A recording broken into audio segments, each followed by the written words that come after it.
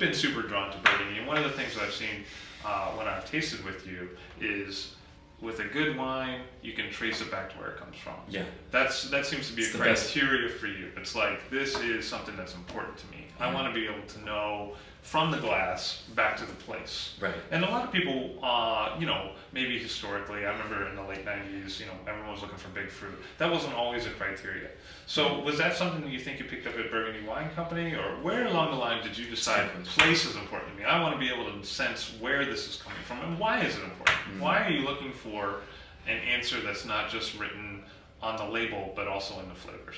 Well, that's a great question. And I mean, in my life and the things that I value, I've always valued originality and honesty. Sure.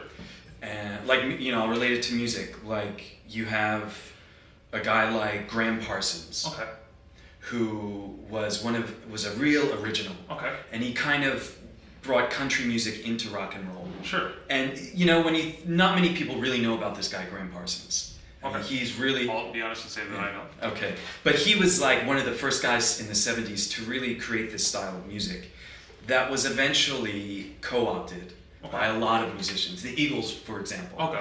And the Eagles became the biggest band in the world. Sure. And if you're wearing a Don Henley collar right now, I want you to change that outfit and then come back and watch the video. Right. And, but like, I kind of felt that they ripped off Graham Parsons. Okay. Yeah. And made it palatable for the masses. For the masses. They kind of like cleaned it up. Yeah, they figured out what he was doing. They're like, that's what's up. Edges, yeah. Made it, you know, made it user friendly. Sure. But Graham Parsons is more raw, it's more emotional, it's more real. And I value that over the Eagles. And that's the kind of wine I value. I value wines that really are honest to their origins. And whether that tastes like shit or it tastes like cotton candy is almost, for me, it's coincidental. It's like secondary. It's like, secondary. If all the wines taste like shit from that area, it's almost better if it came out that way. Right, and that's being honest to where it comes from. And you may not buy that wine, but at least that gets more props in your world than like the one that's the manipulated, the confected one. Totally. It's trying to be somewhere else. Totally. I'd rather it be ugly, but you know, being honest from where it comes from, than being beautiful and being, you know, phony. With makeup. Wines that you've said at one point in your career, this is what I thought about them, and then say 5 years later or 3 years later, you thought, this is what I think about that wine. I mean, maybe one particular vintage of one wine that you've encountered a few times, where you've gone back and you said, gee, I didn't catch that last time. It's like reading a novel sometimes for a couple times. You subplot. Or the wines have become more important to you with time, where you said, gee, you know, I didn't really used to like Yamashina, but now I'm kind of moving on. Or what are, you know... Yeah, you know, yeah, that's actually, now you just remind me of something. Yes, absolutely. Have there been... It was Van John. Van John, yeah, okay, yeah. I think, you know, with cheese, you know, you gotta have it with the Conte, you know? Yeah, I remember I was actually in Burgundy, and I was, we were doing the harvest, and Jean-Pierre de Smet was there, and he had a bottle of Van John in his cellar, and it was, it must have come from Auvernois or Micheal. Sure. You know, it was like one of the great producers. Yeah.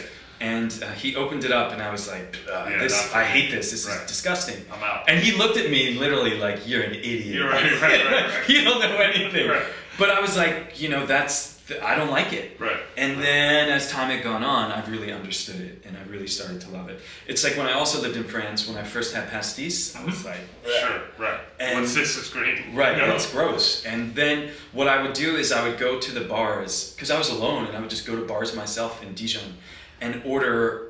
I always wanted to try to understand it, so I would order pastis, but they would add a little like syrup in it. Okay. So they would add mint syrup, and that was called something, and then they'd add almond syrup, and I would drink it, and then over time it became like too sweet. Yeah. And then I said, okay, well let me try it without Definitely it. had that experience. Yeah. That's like the Amaro experience for large. Right. Where you just go dry.